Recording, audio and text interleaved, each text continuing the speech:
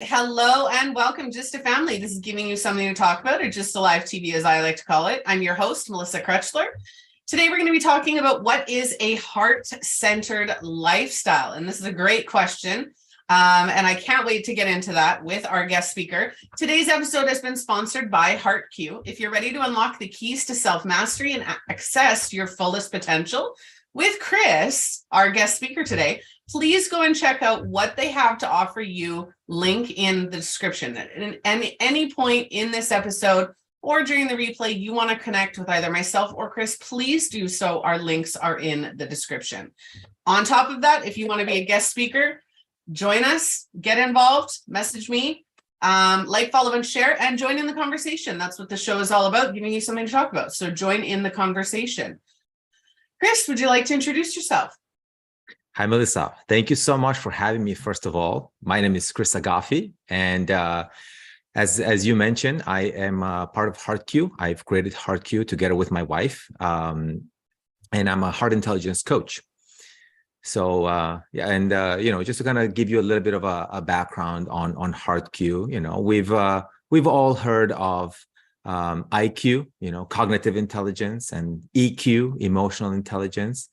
And, HeartQ is all about heart intelligence, right? So it's all about connecting with our heart and living life from that place, showing up to the world from that heart-centered space.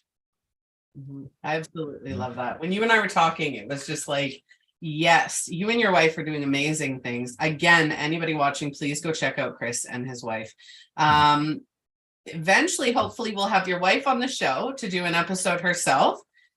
But until then, let's enjoy our time together. All right. So you and I were talking about a heart-centered lifestyle. Now, it's interesting. So for anybody watching or catching the replay, I question you, what do you feel like a heart-centered lifestyle is? Do you feel like it's easy? Do you feel like it's hard? What do you feel a heart-centered lifestyle means for you? And is it something you can achieve? Now, I think that would be one of the main questions people ask when they think of a heart-centered lifestyle. Is it easy to achieve? Is it something that I can actually do, right? We get so caught up. Something is just absolutely poking my neck. And well, you got to get rid of it. So I'm ripping it off right now. If I can. There we go.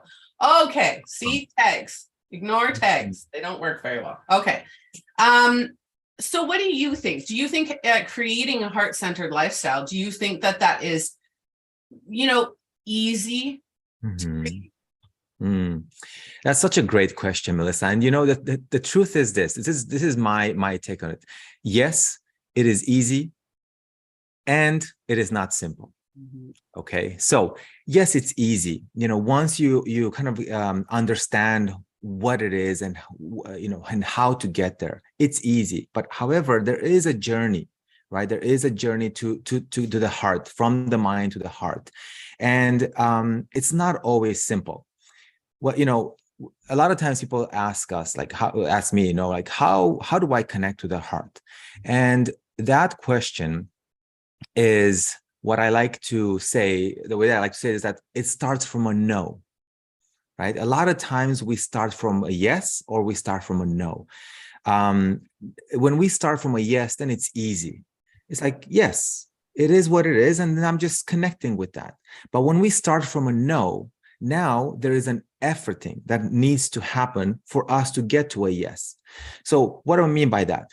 When people ask, how do we connect to our heart? The inherent presupposition is that we are not connected to our heart and we need to do something in order to connect to our heart, right?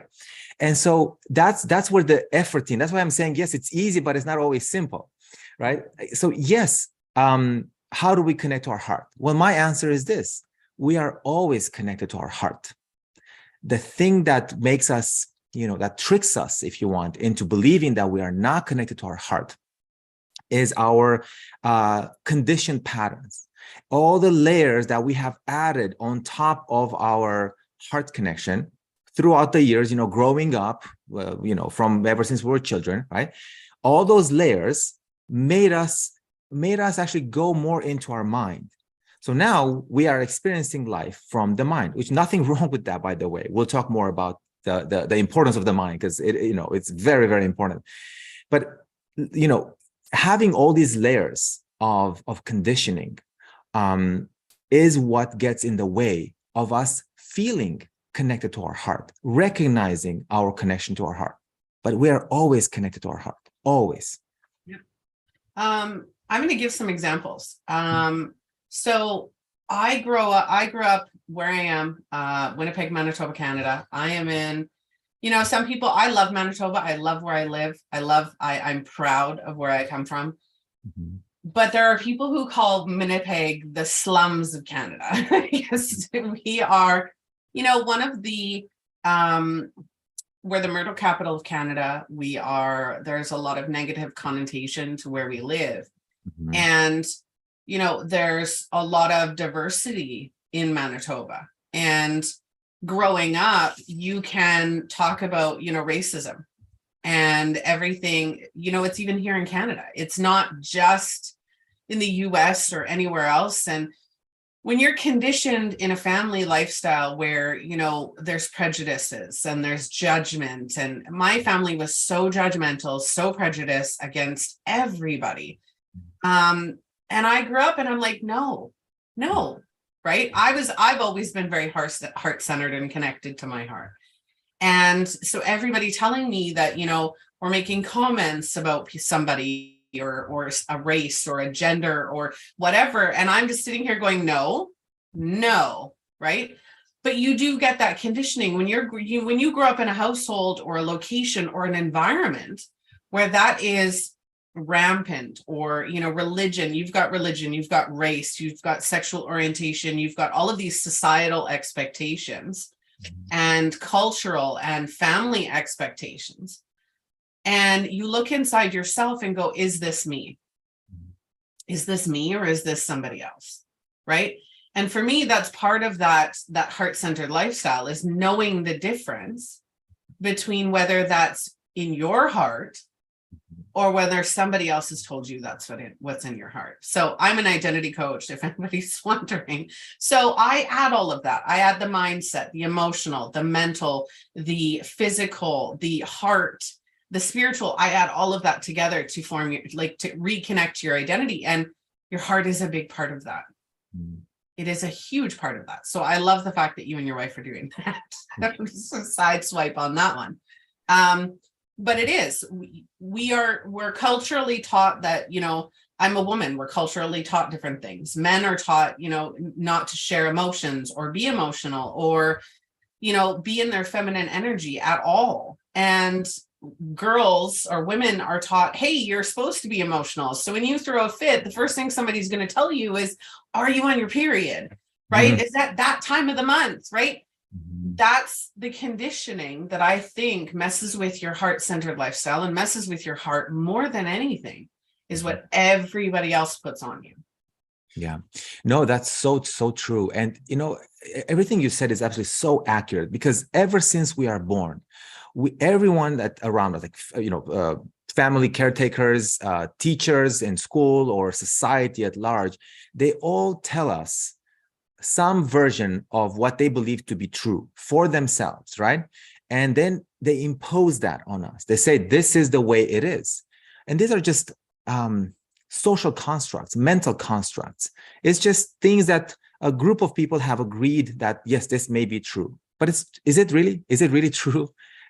So this is the conditioning that we are talking about, is those stories that other people have told you, and you just believed, you chose to believe, right? And I like to say that these are boxes. These are just, if you believe something, let's say, you're part of I don't know, let's say a religion or some sort of a social group that believes specific dogma or something, right? You are in a box. And how amazing would it be? Because in a box, usually it's a very small box. And you have to live making decisions inside that box, because God forbid you go outside the box and be judged and be pointed to, and maybe even be marginalized, right? Ostracized, exactly. So actually, I'll come back to that because it's so important. We kind of talked about this in a previous conversation about the core questions that we ask ourselves that drive all our behavior, right? And so, we tend to stay in this small box.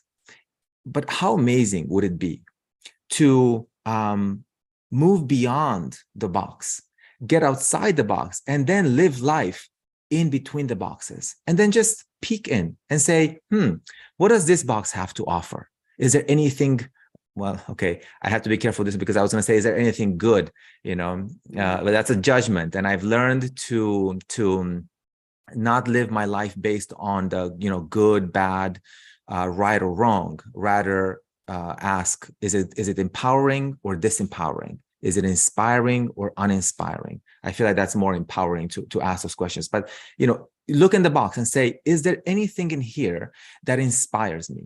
That inspires me to be a better person, to live a better life. If there is, perfect. Take that. Don't go in the box. Take that, and then live your own life in between the boxes. Leave the rest out, right?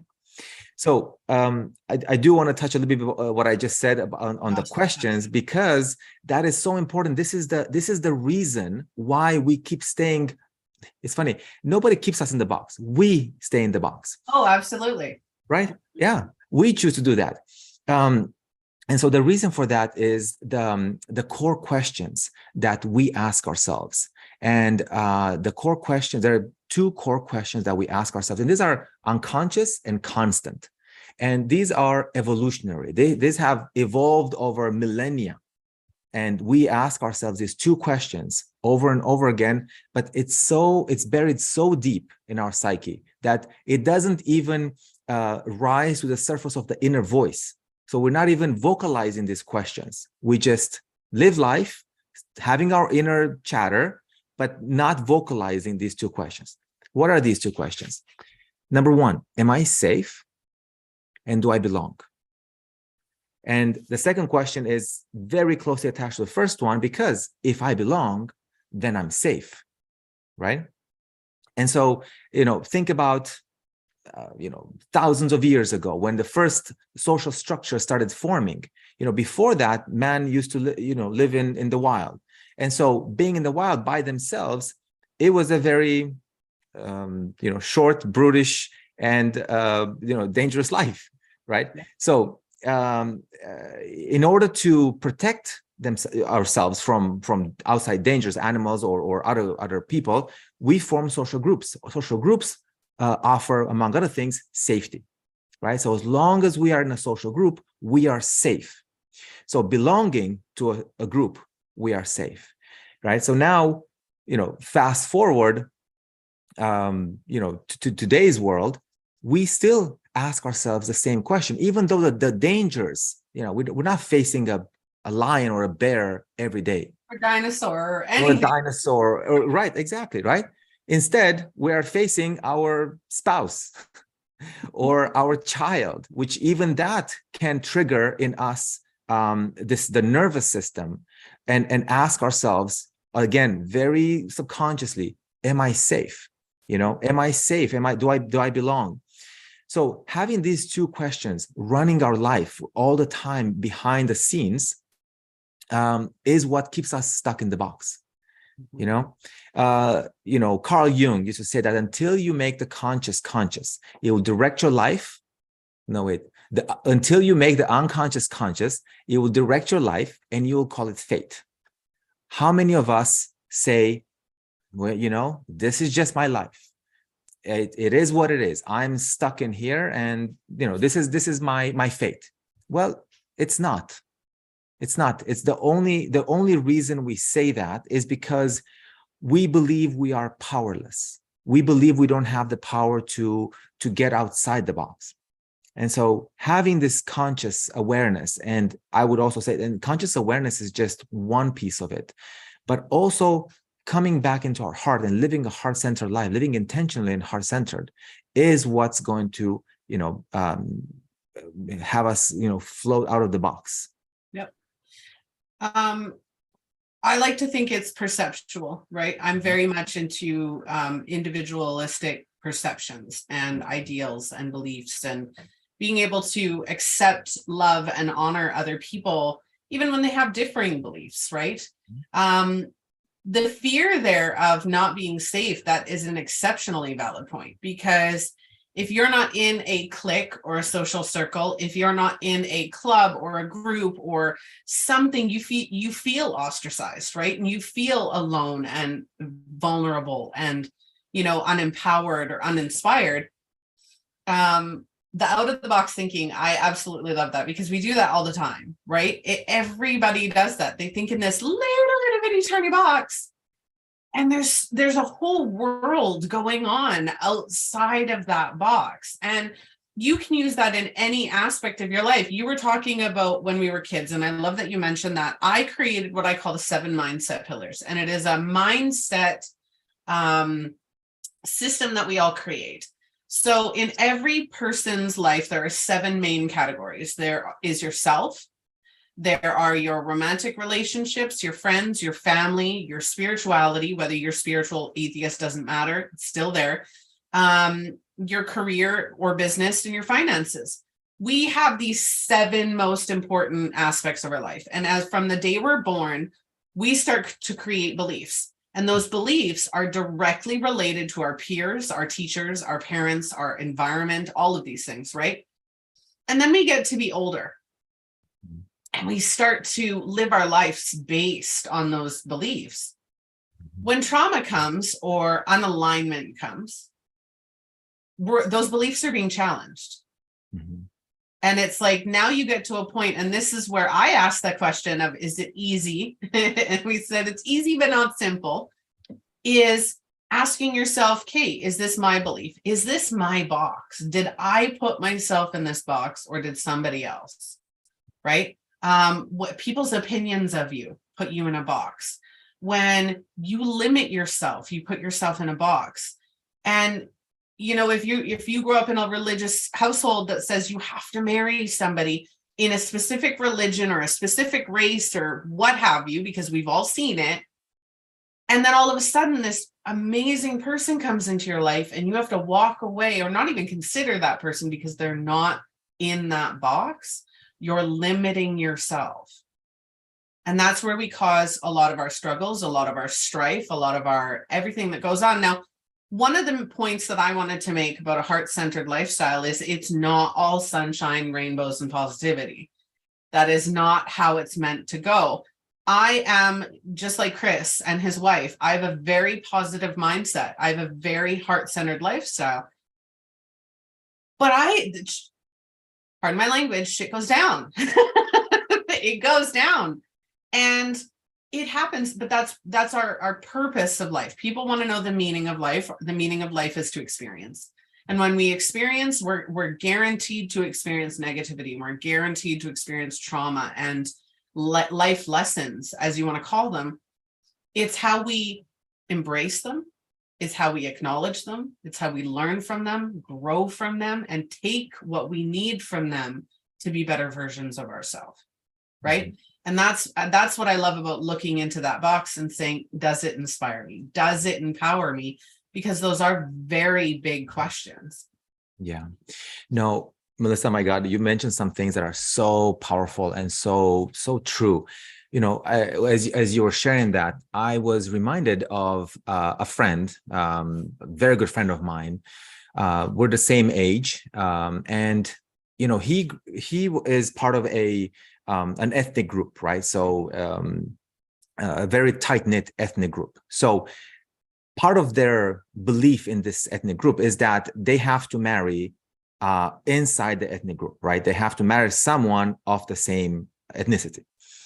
And so, of course, my friend, who's a guy, he wanted to make his parents proud of him. He wanted to feel loved and to be accepted by his parents, right? And so he made this internal decision unconsciously that he will do that. He will make his parents happy and proud, and he will marry. However, leaving aside the fact that what are the chances of you in a small group, in a small ethnic group, right? What are the chances of you really meeting your soulmate? The odds are pretty small, right? Not impossible, but it's pretty small. However, just living your life trying to always look for that person that would fit somebody else's criteria. What happened is that anytime he met a partner that he felt close to, he really loved her, for example, right? It always ended up in a breakup, because he knew there was a clear mindset in his mind that it will never go to fruition. It will never happen, because he would have to find someone from his ethnic group. Fast forward, his life passed by him. He never met the person of his dreams. Well, he met her many times probably, but let her go, right? So what happens when we live by other people's expectations, by what others want from us, when we're trying to fulfill other people's dreams, we waste hours, we'll waste our life, right? And so that is it's sad, and it's true that yes, it's not always easy. Yes, there is pain, there is negativity and all of these things. And I found that we have, as human beings, we have an aversion, and I can understand it intellectually, I understand it evolutionary speaking. We have an aversion to pain. We have an aversion to emotional pain, right? Why did he not go against the desires of his parents? And because he would feel emotional pain. He would not be, he'll be criticized, he would not be loved, and so on. And so he would have that emotional pain. So that's one example. But in general speaking, we have an aversion to having some kind of an emotional discomfort. And what we say in what we promote in HeartQ and in this heart-centered lifestyle is that there is no good or bad. There is no positive thinking and negative thinking. Yes, of course, you could see it that way. However, how would it be? Yeah, sure. Well, we like to say, is it constrictive? Does it constrict you, or is it expansive? Right?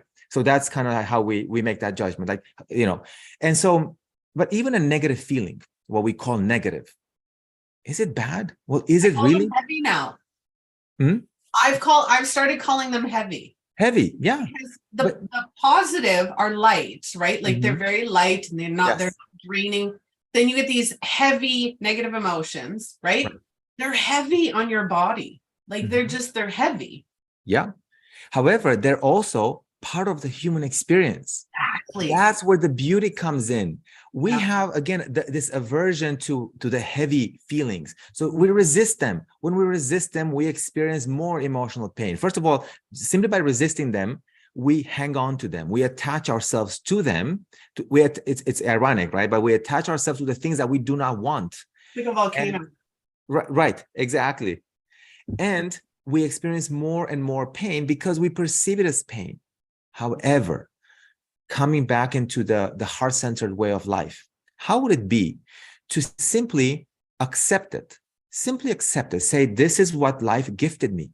There is a reason that life gifted me this, and it means that I am ready to experience this, and I will become a better person by going through this experience.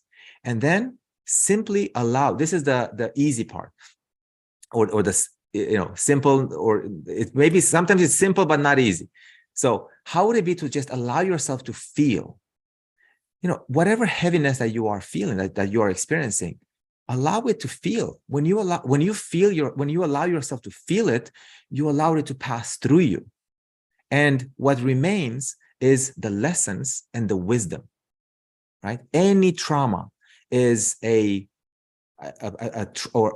negative experience or a trauma, as long as we resist the lessons that it has to teach us. It becomes cyclical. Yeah. Once we allow it to, we open ourselves up to it and ask the question. Again, I mentioned the questions earlier. What I didn't say is that part of the heart-centered way of living is to ask intentionally empowering questions. So when we are experiencing something that's heavy, or that historically we will resist, we ask intentional questions and empowering ones, such as, what is this here to teach me? What is my lesson in here? And then show up with curiosity. What do I mean by that? Expect, first of all, a positive outcome. The reason we resist is because we expect a negative outcome. We expect that it's going to be more pain down the road. Well, it's not actually. We are becoming better with every experience. So expect a positive outcome, expect you being better, and become curious, almost like this childlike curiosity, and just say, gosh, I wonder how I'm going to change for the better because I'm going through this experience. Yeah. We did an episode on Monday, I believe, Monday or Tuesday, we did an episode, and it was, who am I in this moment? Or who are you in this moment? And that's what it was all about, right? Is when you're high stress or negativity or trauma or anything that you're experiencing that's very constrictive or heavy, ask yourself who you are in that moment, right? And I created another method because I love my methodology. I created the Rockstar method, and that's start to finish helping you with those heavy emotions, right? And letting yourself feel them. There are too many people in society today, in humanity today, that don't allow themselves to feel. Oh, so true. And that does you more harm and more damage than any trauma, is not allowing yourself to heal, acknowledge, and process what it is that you've experienced. Yeah, no, absolutely. And I love this question, who am I? We ask ourselves this question all the time, like, especially in the harder and more challenging moments, like, who am I? Because again, when we are experiencing those heavy experiences, we tend to leave ourselves. We've been trained to leave our heart, go into our mind and start strategizing. How am I going to deal with this? So we leave ourselves, we leak energy. When we ask, who am I? I'm coming back, I'm pulling back all the energy back to me. But for those of you, for your listeners who actually want to go even deeper with this question, because when you ask, who am I, you might come up with, it's funny, like the labels that you pull from your back. Oh, yeah, right? The labels, see? That was a synchronicity. It didn't happen just randomly. No, I love it, because that's, I'm stop you before you continue. I wholehearted 100% agree with what you're about to say. So please continue. Yeah. So, we come up with, when we ask, who am I, if we just stay at the superficial level, then we're going to come up with all these labels. Okay, I'm a father, I'm a mother, I'm a this, I'm a that, whatever, right? And we are trying to find our self-esteem in those labels, and thinking, believing, sorry? Our identity. Exactly. But, if you were to go below, beyond this level and ask, who am I? I being the person who's asking the question. So who am I asking, who am I? Now we are going into the deeper I, that heart-centered I, without all the labels and everything that has been imposed on us, that we believe, all the stories that others have said to us and we believed, right? We go below that. And so, and from that place, I'm being reminded right now of this, gosh, I don't remember his, some really old, like 1,000-year-old wise man, said something, and I'm paraphrasing, but basically he was talking to someone else, and he was saying, to you, life starts and then ends. To me, life appears and disappears, right? So why is that powerful? Because when you believe that life starts and ends, it means that your life happens only between those 2 points. But when you say life, to me, life appears and disappears, my life is before that starting point and after that ending point. My life continues, and the starting and ending is just one experience. So how does this concept applied practically in everyday life? A lot of times, something heavy, like you said, happens to us, and that has a starting point, and we believe it has an ending point. We're looking forward to the ending point, right? But it's between these 2 points. And our entire existence happens between these 2 points. And there's so much struggle and strife between these 2 points because, again, we're resisting it. We are resisting it. How would it be to say, who am I? I am. And then this thing, what we call heavy, starts, and then it will end. But it is at a, it is not at the deeper level of the I. It's just at the experience level. And it will start and it will end. I am not touched. I'm not affected by this. And of course, the way that we are not affected is by feeling. It's ironic. It's by letting it pass through us, not resisting it. My own husband is not there yet. Love dearly. But he doesn't understand how I do it. And I'm obviously teaching your partner does not work. Just for anybody wondering, teaching your loved ones and your friends does not work because they don't listen. Yeah. But I'm an identity expert, right? So everything you're saying is absolutely music to my ears because that is exactly what we do. We get caught up in all of these roles, all of these titles. And for anybody listening, you love those roles and titles. I love being a wife. I love being a mother. And it is a vital part of my life, but it is not who I am. I am Melissa.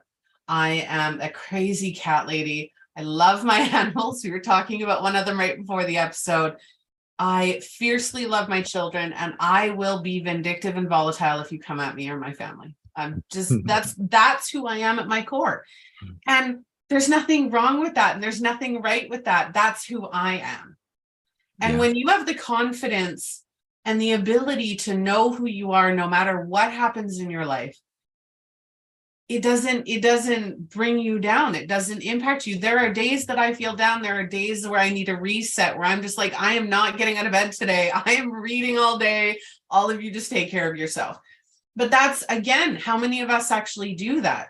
Heart-centered lifestylers do that because we know that we come first. We know that we have to come first. There's so many points to this, and we could go on talking for days, for hours, all of it.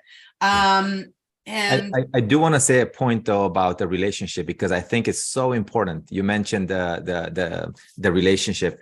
Of course, I'm in a relationship. I've been with my wife for 20 years, and it hasn't always been easy. We haven't always lived a heart-centered lifestyle, and it definitely is easier when we do live a heart-centered lifestyle, but not always, right? And what we've learned in our years of being together, of our own life experience, is to, just like certain things have been imposed on us and have been taught to us, and now we've adopted those, and we believe those to be the truth. Now, unconsciously, we want to do the same to our partner, right? So we used to do that I'm going to teach you how this is going to be, or I'm teach you how it's best to be, all these things. What we've learned to do is to take a step back, let that go, take a step back, and change the word inspire. Again, language is so important, so powerful. Change the word, let's say teach, or, because you say teach, the other feels it as control. So it's, yeah, exactly, right? So change the word teach, for example, with inspire. Well, now when you say inspire, you're focusing back on yourself. And you say, I'm just going to be me. I'm going to live my life in the most authentic way possible. And that is what heart-centered lifestyle is, living your life authentically. And then, amazing if somebody is inspired by me. Yeah. So especially in relationships, that is so, so important. And I'm not talking just about romantic relationships, also with children. Yep. Absolutely. You have to allow people to be their own person. Yes. I remember a situation last week. Our youngest daughter was in the hospital last week, and my husband and I were sitting there, and he was really irritated with something that they had done, or their process, right? My husband's should be a business analyst or an operations analyst, but isn't right now. And he did something, and I turned to him and I was like, do you have any idea how much in awe and how proud I am of you for what you just did? And he goes, what do you mean? And I said, you just walked into the hospital, and within 5 minutes, were already analyzing their business practices and already came up with a solution to make it easier and flow better. I said, like, who does that? Like, who does that? Right. And it was not a pressure. It was, wow, like just pointing out his genius. He might not believe he's got that genius, but if I point it out as an inspire, right, like a wow, right, and even I felt it after. I was like, wow, he actually heard me that time. Yeah. Which made a huge difference. And it is children, as parents, children have it so hard, and people don't realize that. As parents, we forget how hard it is to be a kid, and how hard excuse me, how hard it is when we hit our, preteens. We're just trying to figure out who we are. Exactly. Yeah. We're just trying to find our identity, our authenticity. And then, of course, parents and teachers and peers tell us, and social media, I will add, because I also have teenagers. So, they tell the kids who they should be. And their identity is shaped.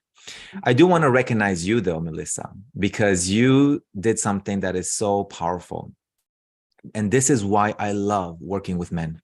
I work with men and women, but specifically men, because, men, we've been taught to be tough and to not express and to take it, just kind of like hold it in and be tough.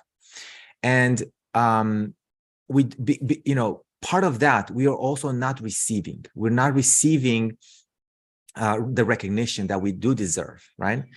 And you saying those words to your husband, it is so empowering because you recognized him. It gives him I get it, what you're saying. He may not believe it himself in the moment, but yes, say it many times. He will also start to believe it. And this is valid for, again, romantic partners, kids, anyone on this earth, right? Reminding them who they are, seeing the greatness, seeing the light, and then remind them who they are is a way that we can inspire people to break outside of their story, and see themselves as who they truly are, I love that. And I think we should start what's the word I'm looking for? Start a movement of, when you see somebody else's value, not the value you value, but when you see somebody else expressing their value, expressing their genius, expressing themselves, share that. Tell them. That's amazing, right? If my 8-year-old daughter is a full out artist. I don't know how she does it. I draw stick figures and flowers. My husband's a good artist. My other daughter's a good artist, but my youngest, wow. And all the time I'm like, you are so talented, right? And every day she comes up. If I like it or don't like it, I don't care. Every day she comes up, shows me some picture, and I'm just like, oh my goodness, right? And even though I'm still blown away at her talent, at her creativity, and we don't do that enough. Society today is all about breaking each other down, build each other up.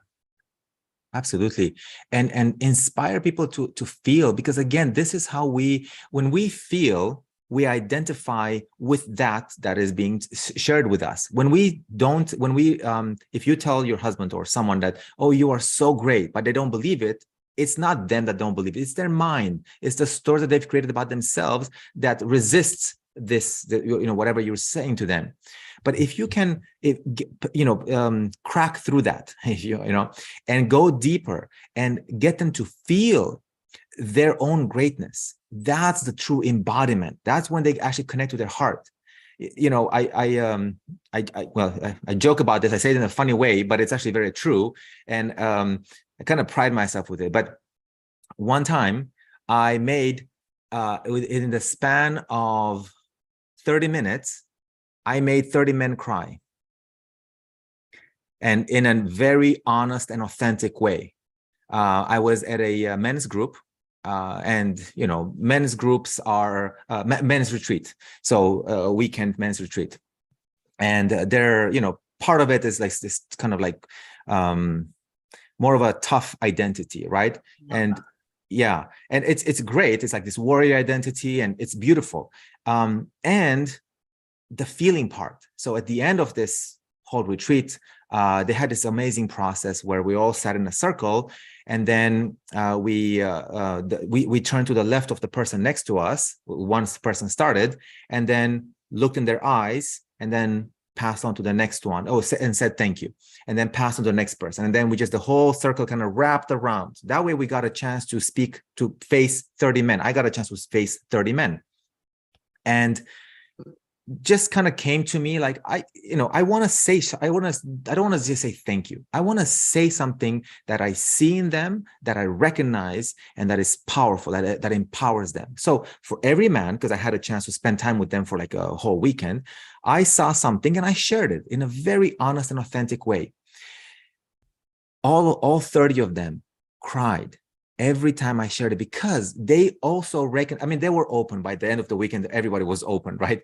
So they allowed themselves to feel the truth of the greatness that I was sharing about them. And the feeling part is what creates the new identity. If you're still in the mind, that's story. But if you drop into your heart and you feel God, that's where the embodiment happens. That's where the true identity is being formed. Yeah, I heartedly agree. You and I could talk about these topics for hours, yes, but unfortunately not today. So we definitely are going to have to get back on another episode very soon. If anybody would like to connect with Cris or myself, please do so. Links in the description. Don't forget, Chris's offers are in the description of this episode. Go and check him out. Male or female, go and check them out. You deserve a heart-centered lifestyle. Go and check them out. All right. Anything else you'd like to add before we get going? I would say live intentionally and ask powerful, empowering questions, empowering and inspiring questions. But most importantly, live intentionally from the heart. Most important question, who am I? Who am I? Absolutely. All right. Well, thank you all for joining me for today's episode. Tomorrow's episode is all about how to be yourself. So go and check that out. That is a great follow-up to this episode. If you'd like to be a guest speaker, guest blogger, or if you'd like to see a topic featured, please reach out to us at the show. If you'd like to sponsor an episode, you're more than welcome to. Again, Just Alive TV. I'm your host, Melissa Krechler, always showing you some love, happiness, light. Make sure that you like, follow, and share, and I will see all of you on the next episode. Bye.